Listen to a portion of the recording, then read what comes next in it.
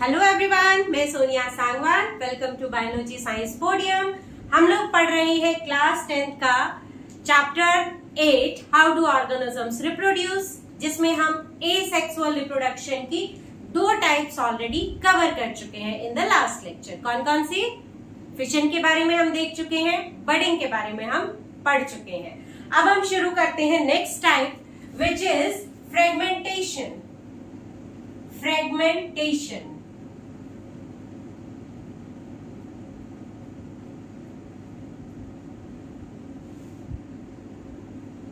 This is the process of asexual reproduction, जिसमें mature organisms break down into various fragments and each fragment can give rise to a new individual.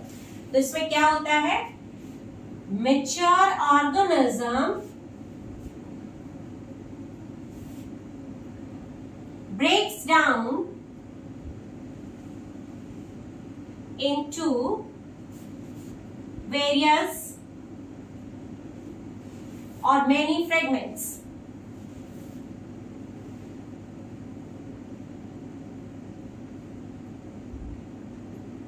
And each fragment can give rise to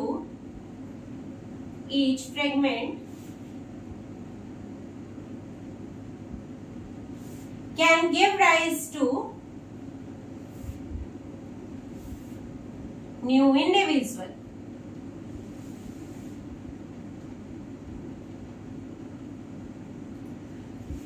तो reproduction के इस ढंग में क्या होता है कि एक मेच्योर ऑर्गेनिज्म जो होता है, suppose this is the organism, ये हम स्पाइरोगायरा का एग्जांपल ले रहे हैं।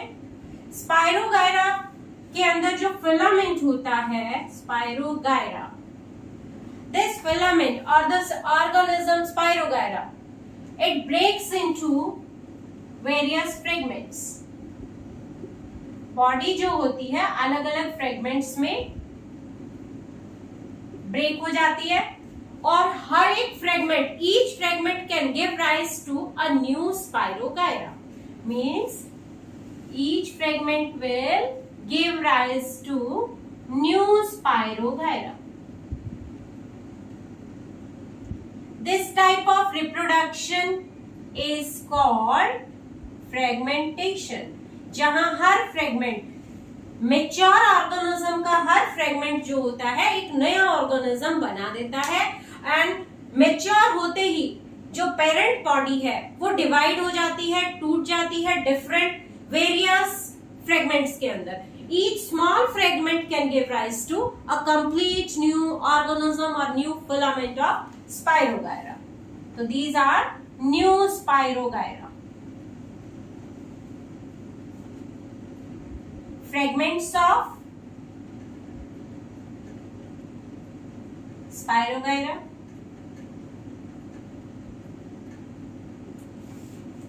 ठीक है, अब इसके बाद देखते हैं next type. Next type is regeneration. इसकी नेक्स्ट टाइप क्या है? Next is regeneration.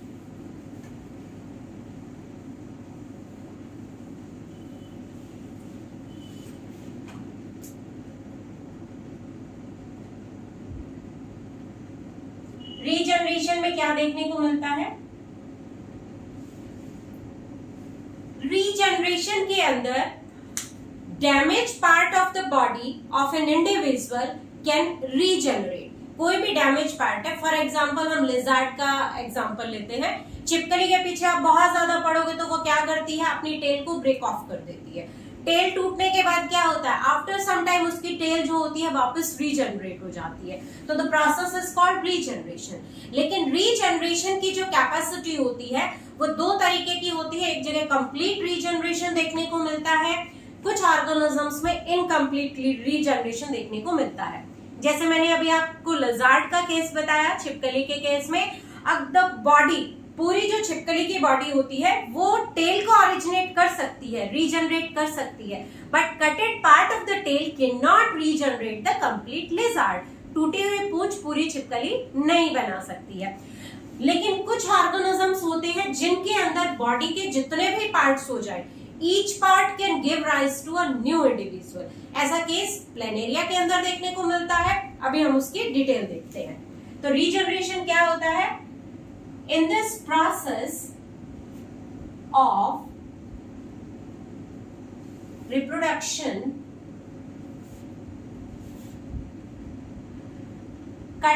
cut or damaged part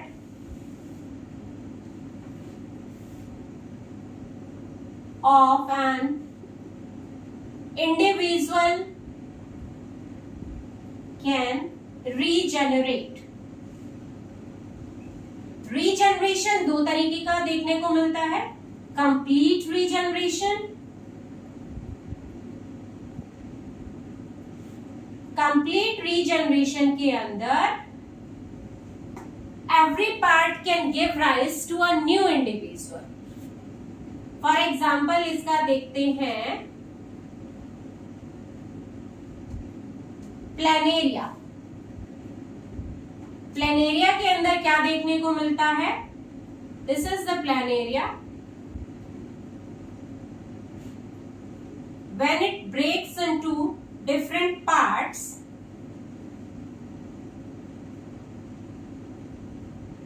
suppose ये 3 हिस्सों में ब्रेक हो गया. Now every part will give rise to a new planaria. हर एक पार्ट एक नया प्लेनेरिया बना देता है.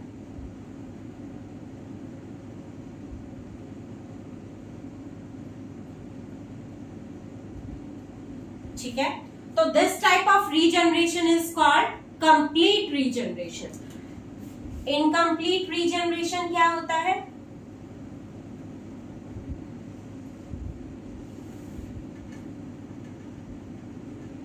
इनकम्प्लीट रीजनरेशन के अंदर only damaged part can regenerate.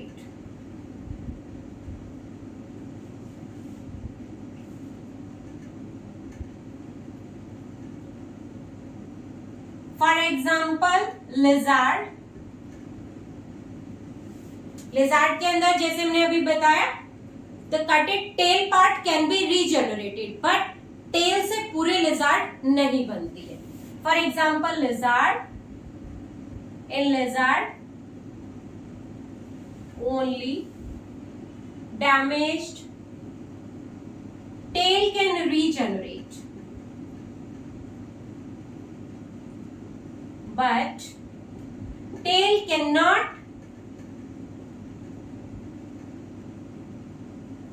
regenerate into a complete lizard.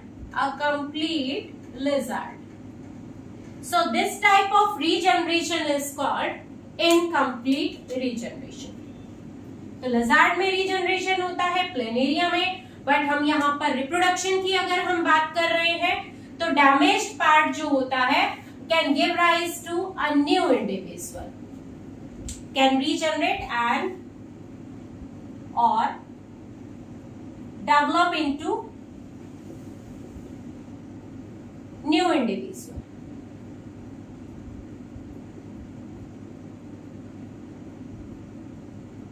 है ना? तो यहाँ हमने क्या देखा, इस प्रोसेस के अंदर कटेड पार्ट रीजनरेट होता है, but that is in the case of lizard only, but the complete regeneration in case of planaria. And this is the type of reproduction जहां पर प्लेनेरिया की मैच्योर बॉडी जो होती है, it divides into various parts and each part can give rise to a new planaria. तो this was the fourth type. Next type हम लोग देखते हैं स्पोर फॉर्मेशन. स्पोर फॉर्मेशन के अंदर किस तरीके से रिप्रोडक्शन होता है.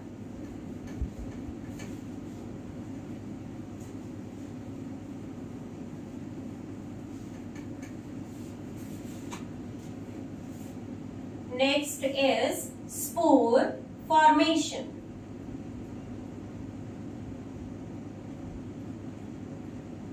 Again, this is a type of asexual reproduction जिसके अंदर एक पाउच लाइक स्ट्रक्चर है, उसमें स्पोर्स लगते हैं and each spores can give rise to a new individual. It can be seen in case of fungi. जैसे आपने ब्रेड के ऊपर फंगस लगती देखी है. Suppose this is the bread piece, इसके ऊपर अगर फंगस लगा है तो हाउ विल इट रिप्रोड्यूस। कैसे रिप्रोड्यूस करता है? इसके ऊपर इस तरीके से स्पोर्स बनते हैं। स्पोर्स किसके अंदर है?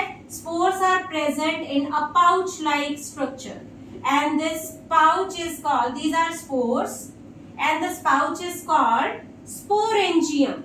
तो स्पोरेंजियम के अंदर स्पोर्स लगेंगे। When these spores will break off and spread on the other part of the bread, they will give rise to new fungus. तो this can be seen in case of fungus. तो यहाँ हम देखते हैं in this type of reproduction,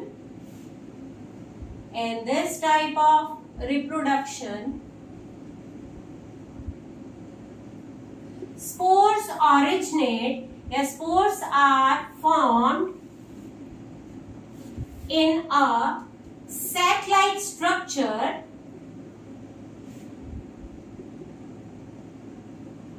which is called sporangium,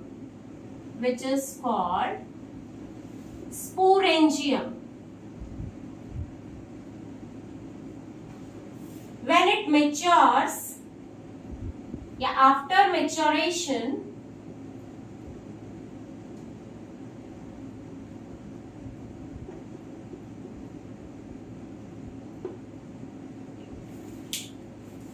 the sac ruptures and spores originate, spores spread through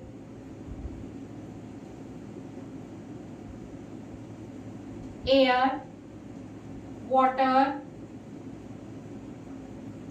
or by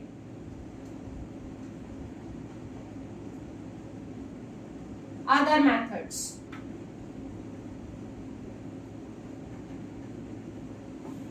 यहां पर ये spore suppose air की help से स्प्रेड आउट कर सकते हैं। अगर स्पोर्स, यहाँ हम ब्रेड का केस लिया है तो ब्रेड बेटा हमारे घरों में देखने को मिलती है। तो ब्रेड के ऊपर अगर एक पे फंगस लगी है, अगर हम दूसरी ब्रेड को एनी अदर मेथड, मतलब अगर हमने ही गलती से उस ब्रेड को दूसरे पीस के साथ में रख दिया तो स्पोर्स जो होंगे फ्रेश वाले ब्रेड के पीस पे चले जाएंगे और वहां पर भी फंगस लगनी शुरू हो जाएगी। अगर हम बात करते हैं spore formation in case of aquatic plants के अंदर, तो वहां पर वाटर के फ्लो के साथ जो होता है, स्पोर्स जो होते हैं ट्रेवल करते हैं एक जगह से दूसरी जगह पर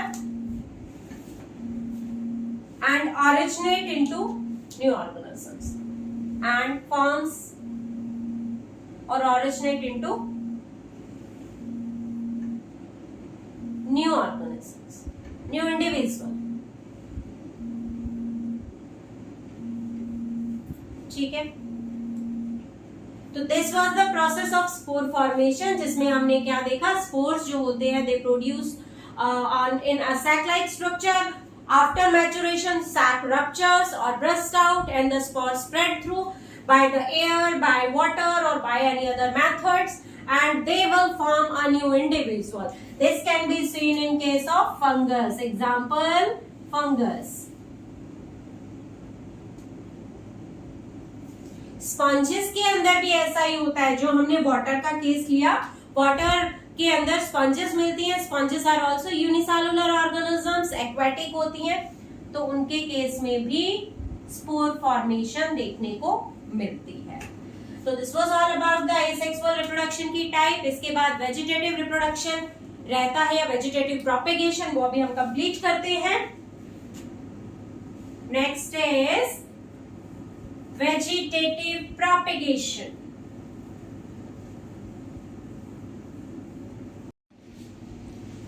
Next is vegetative propagation.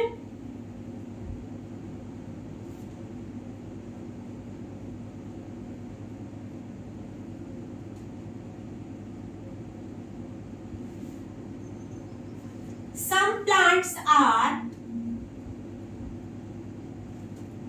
capable of producing new plants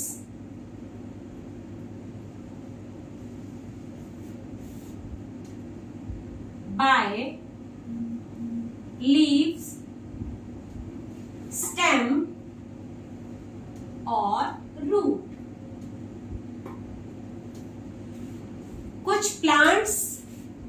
originate होते हैं इंस्टेड ऑफ सीड, बाकी किसी भी पार्ट से वो ओरिजिनेट हो सकते हैं। एक पौधा जैसे हम उगाते हैं, बनाना के केस में seeds not present, in case of rose seeds not present. कुछ प्लांट्स ऐसे होते हैं शुगर केन में सीड नहीं है, तो उन प्लांट्स को ग्रो कराने के लिए either will use the leaf of the plant, we will use the stem of the plant, we will use the root part of the plant instead of their seed,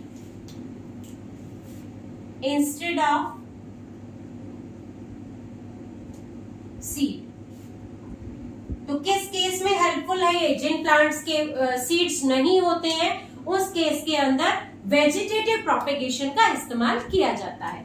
vegetative propagation is of two types, one is natural vegetative propagation, natural vegetative propagation.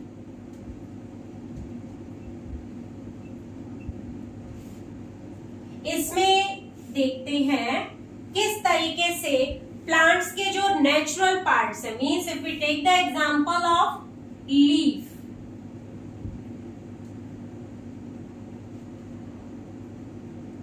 Leaf can be used to grow new plant. It can be seen in case of bryophyllum, example is bryophyllum. Bryophyllum के case में this is the leaf,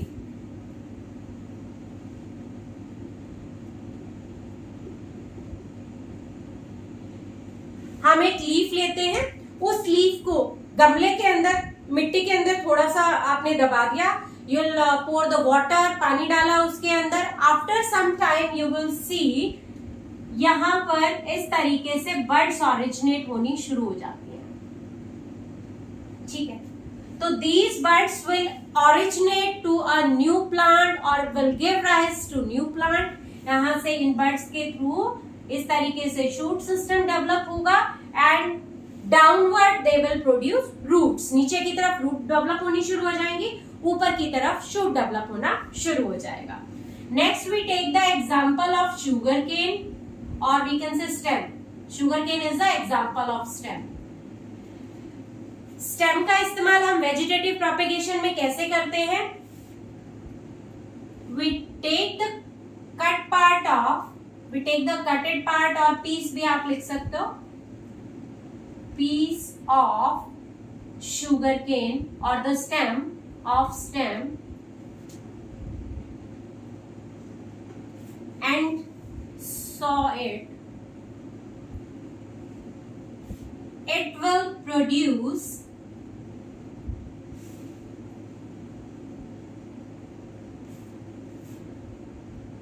new plant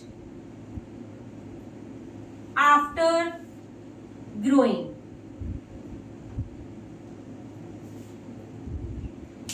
किस तरीके से देखने को मिलता है? हम गन्ने का एक पीस लेते हैं, इसको आपने इस तरीके से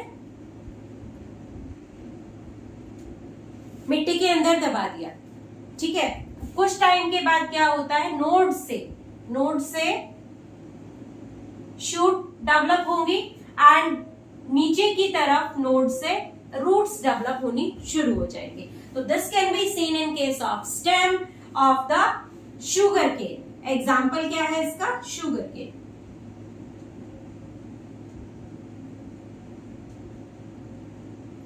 तो यहां पर हमने शुगर केन का एक छोटा सा पीस लिया, उसको जैसे ही मिट्टी में दबाया, वाटरिंग किया, प्रॉपर पानी दिया, मिनरल न्यूट्रिएंट सब सॉइल के अंदर प्रेजेंट है।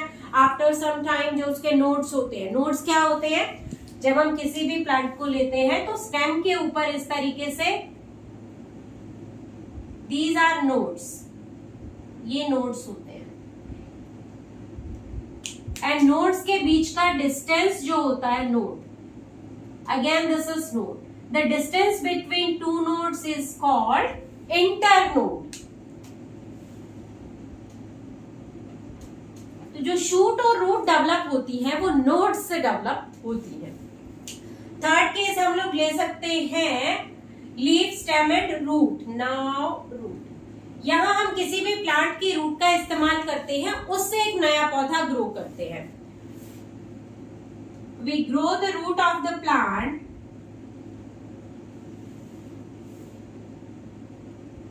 which will give rise to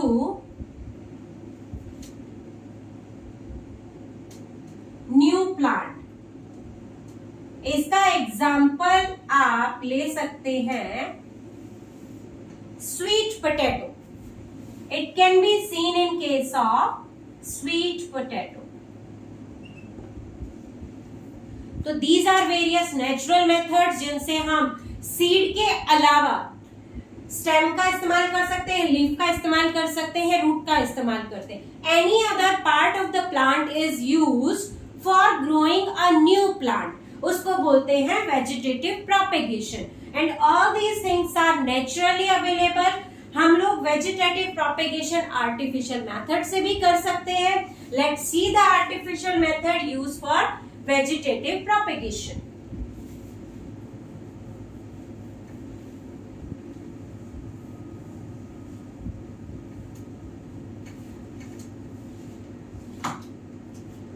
Artificial vegetative propagation.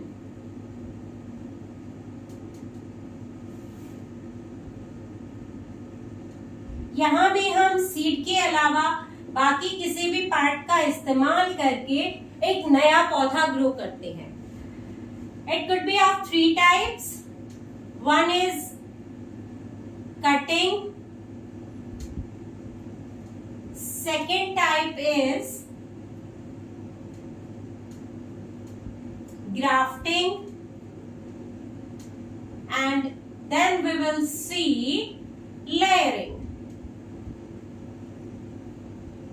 So these are the various types which can be seen in case of artificial vegetative propagation.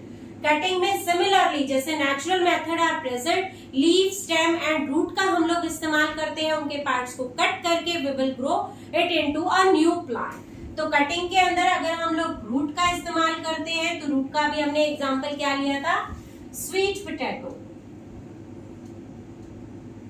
Stem के case में अभी हमने देखा शुगर केन. लीफ का देखा ब्रायोफाइलम. आर्टिफिशियली हम लोग root, stem and leaves को इस्तेमाल कर सकते हैं for growing new plants. In case of grafting हम लोग यहाँ हमें क्या करना है, हम लोगों को 2 प्लांट अलग अलग लेने हैं विद द डिजायर्ड कैरेक्टर्स. जैसे हमारी इच्छा होती है उनको हम अलग अलग पार्ट्स को हम कंबाइन करते हैं. सपोज एक पार्ट ये लिया है प्लांट का and the second part, this one is the second part. Second part जो है उसके साथ रूट्स इस तरीके से प्रेजेंट होती हैं. अपर पार्ट जो होता है it's called scion and lower part is called stock. तो हम इस तरीके से 2 पार्ट डिफरेंट प्लांट्स के लेकर उनको ज्वाइंट करते हैं. उनके ऊपर टेम्परेरीली बैंडेज किया जाता है and then they will join together to form a new plant with the desired characters. New plant. तो ग्राफ्टिंग के अंदर हमने 2 डिफरेंट प्लांट्स के पोर्शंस हमने लिए हैं. Upper part is called scion, the lower part is called stock. इनको joint किया, उसके बाद इनके ऊपर बैंडेज किया. After some time when you will remove this bandage it will grow complete new plant with the desired characters. So this type of grafting can be done in case of mango, guava, etc. Next part is layering. Layering के अंदर क्या देखने को मिलता है?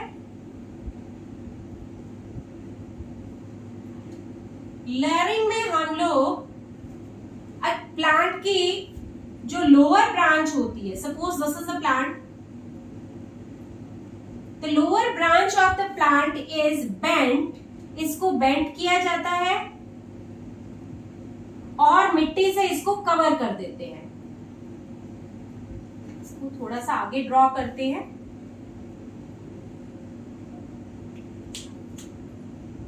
suppose this is the plant and the lower branch of the plant is bent इस तरीके से और उसको सॉइल से हमने कवर कर दिया. आफ्टर सम टाइम क्या देखने को मिलता है, यहाँ पर रूट्स डेवलप होनी शुरू हो जाती हैं and this part starts growing into shoot system.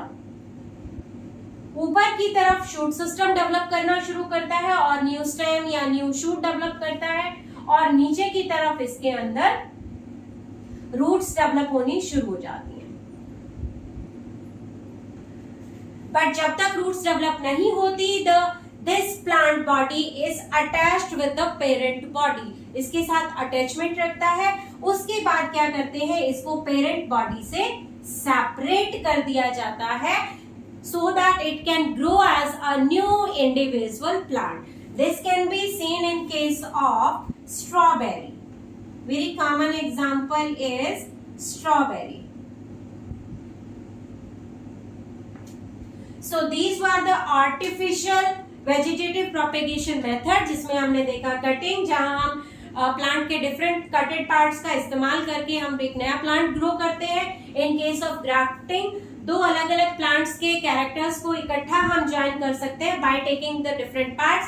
Upper portion is called scion, the lower portion is called stock. इनको ज्वाइन कर दिया जाता है. उसके बाद when the new plant will originate it will having the characteristics of both the plants. तीसरा हमने देखा लेयरिंग. लेयरिंग मेथड के अंदर जो ओरिजिनल पेरेंट प्लांट बॉडी होती है उसकी एक ब्रांच को आप नीचे की तरफ झुका के उसको मिट्टी में कवर कर देते हो, जमीन में दबा देते हो, but it's attached with the parent body. ये पेरेंट बॉडी से अटैच होती है. After some time when it will start growing into root and shoot, उसके बाद इसको पेरेंट बॉडी से कट करके अलग कर दिया जाता है and it will give rise to a new plant और will grow as a new individual. तो this was all about the artificial vegetative propagation. अब हम लोग देखते हैं इसके बेनिफिट क्या होते हैं और इसके डिसएडवांटेजेस क्या होते हैं. तो वेजिटेटिव प्रोपेगेशन के advantages and disadvantages.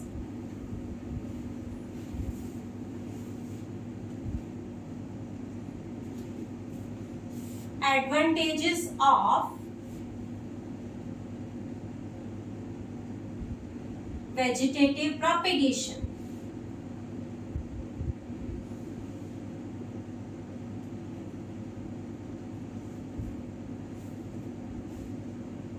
Vegetative propagation से जब भी हम एक नया प्लांट उगाते हैं तो ग्रो कराते हैं तो इसके अंदर जितने भी कैरेक्टरिस्टिक जो पेरेंट प्लांट के होंगे बिल्कुल सिमिलर कैरेक्टरिस्टिक्स न्यू प्लांट के होंगे. तो इन vegetative propagation the new plant will have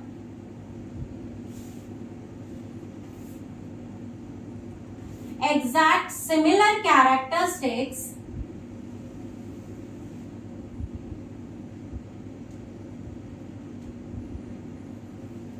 as of parent plant. दूसरा बेनिफिट या एडवांटेज क्या है,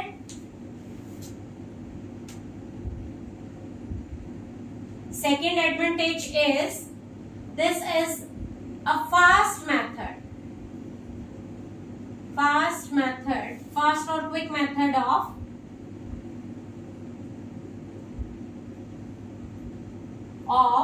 growing the plants.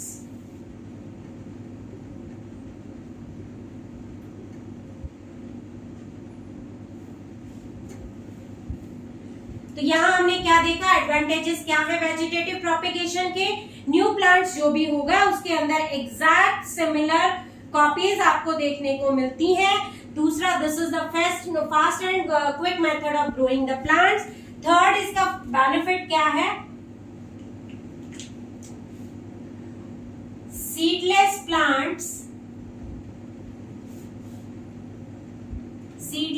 Plants can be grown by this method.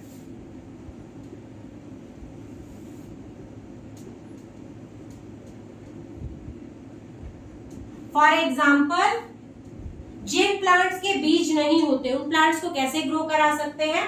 This is the only method vegetative propagation जिसकी मदद से सीडलेस प्लांट्स को grow करा सकते हैं। For example banana, seedless grapes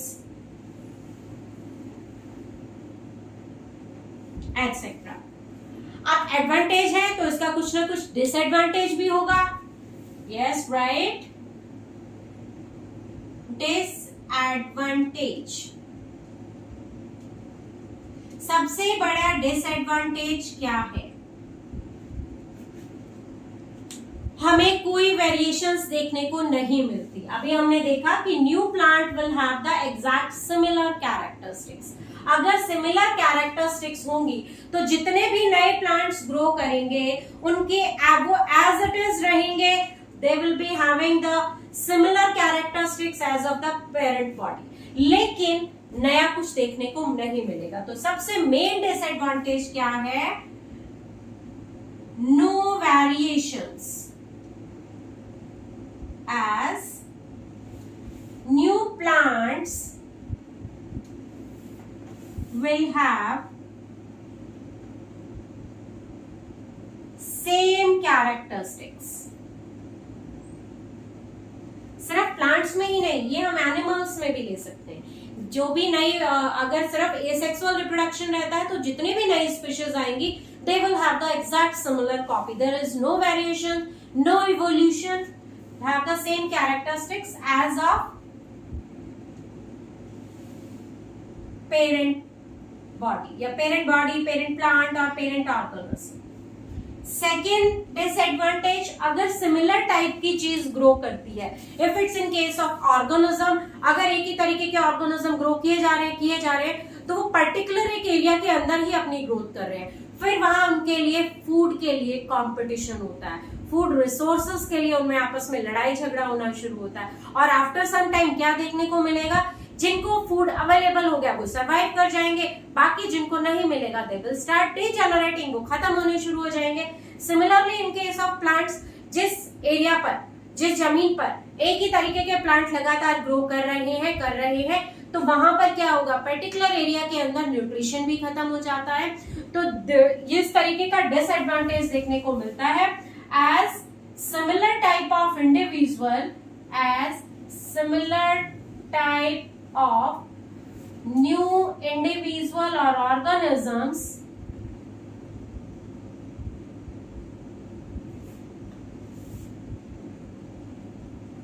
will compete for the resources, will compete for food resources। वहां पर एक उनमें कंपटीशन देखने को मिलता है, जिससे उनकी ग्रोथ आगे चलकर ग्रो प्रॉपर वो नहीं कर पाएंगे, क्योंकि कंपटीशन में सिर्फ और सिर्फ वही चीज ग्रो कर पाती है बेस्ट जो अपने आप को वहां पर कॉम्पीट करेगी, सबसे आगे लेकर आएगी, उसी को फूड अवेलेबल हो जाएगा, बाकी दूसरे क्या होंगे? दे विल स्टार्ट डीजेनरेटिंग और दे विल स्टार्ट डिस्ट्रॉइंग। सो ये हमने अभी वेजिटेटिव प्रोपेगेशन के बारे में देखा। अब देखते हैं हम इसका नेक्स्ट एक और topic which is tissue culture. Tissue culture क्या होता है?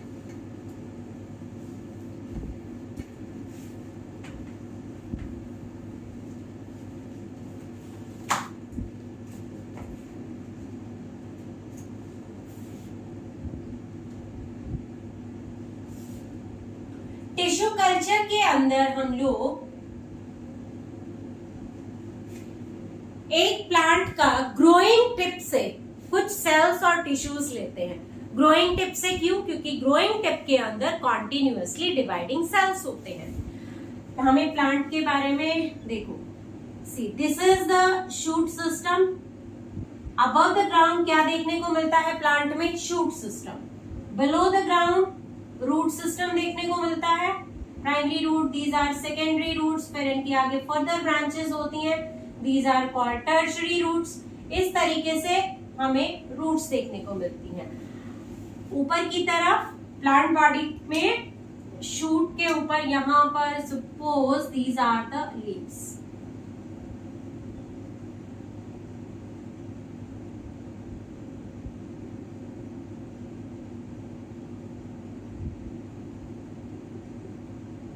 ठीक है, तो अबव द ग्राउंड क्या होता है? Shoot system, below the ground root system.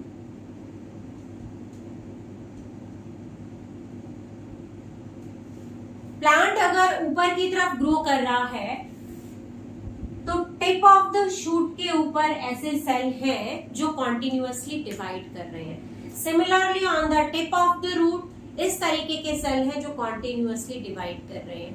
ऐसे सेल्स को बोलते हैं मैरिस्टेमेटिक सेल्स।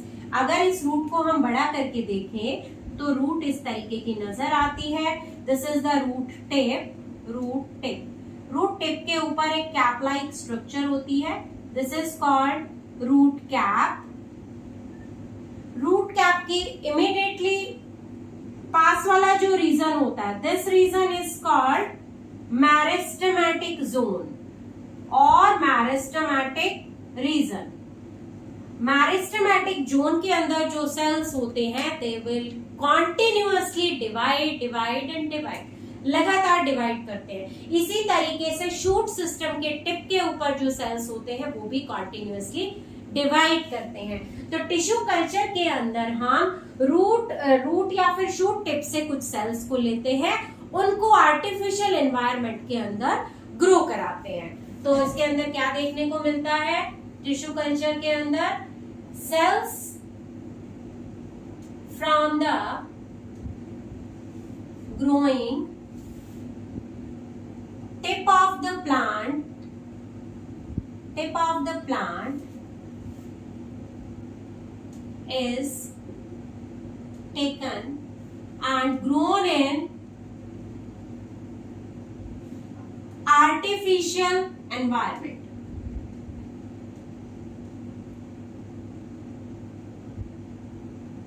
यहां पर हम क्या करते हैं? सेल्स लेते हैं ग्रोइंग टिप से और उनको ग्रो कराते हैं आर्टिफिशियल एनवायरनमेंट के अंदर। सपोज ये प्लांट है, इस प्लांट के हमने सेल्स लिए हैं। जिस प्लांट के हम सेल्स लेते हैं उसको हम बोलते हैं x plant.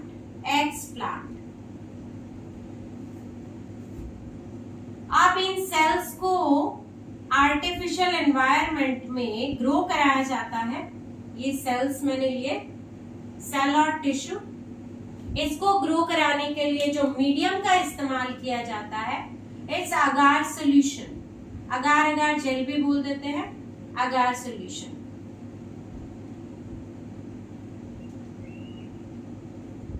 Meristematic cell. Now this cell will divide and will form a mass of cell. ये डिवाइड करके एक mass of cell बनाता है। It will grow into a mass of cell. The mass of cell is called callus. इसको बोलते हैं callus. After some time, callus के अंदर स्मॉल प्लांटलेट्स ऑरिजिनेट हो जाती हैं। Will C small plantlets in callus. Suppose this was the callus और इसके ऊपर इस तरीके से प्लांटलेट्स ग्रो करनी शुरू हो जाती हैं। अब इन प्लांटलेट्स को बाहर निकाल के एक्सटर्नल मीडियम के अंदर और again we can grow in the pot. एक गमले में वापस इनको आप ग्रो करा सकते हो। These are plantlets. Now you can grow in the similar kind of pot. आप इसी तरीके के एक पॉट का इस्तेमाल करके आप उसको फिर से ग्रो करा सकते हो।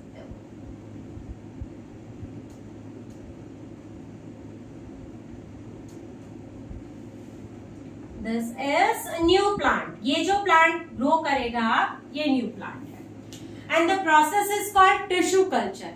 टिश्यू कल्चर क्यों? क्योंकि हमने इसका एक टिश्यू या फिर आप बोल सकते हो group of cells, mass of cells, meristematic cell को लिया। यहाँ पर हम इसका टिश्यू भी ले सकते हैं। When this tissue is grown into an artificial medium, agar solution का हमने इस्तेमाल किया, when it will start growing it will make a mass of cell which is called callus. Callus के ऊपर after some time plantlets originate होनी शुरू हो जाती है। इन प्लांटलेट्स को निकाल के आप नए गमले में ग्रो करा सकते हो। तो this method is called tissue culture. इसी को हम माइक्रो प्रोपेगेशन भी बोलते हैं, micro propagation. So tissue culture का ही दूसरा नाम है माइक्रो प्रोपेगेशन। Got it? तो this was all about the tissue culture. इसके साथ ही मेरा एसेक्सुअल रिप्रोडक्शन खत्म हो जाता है। पढ़ते रहिए। अगर कोई डाउट है तो you can write down in the comment section. See you in the next lecture. Bye bye.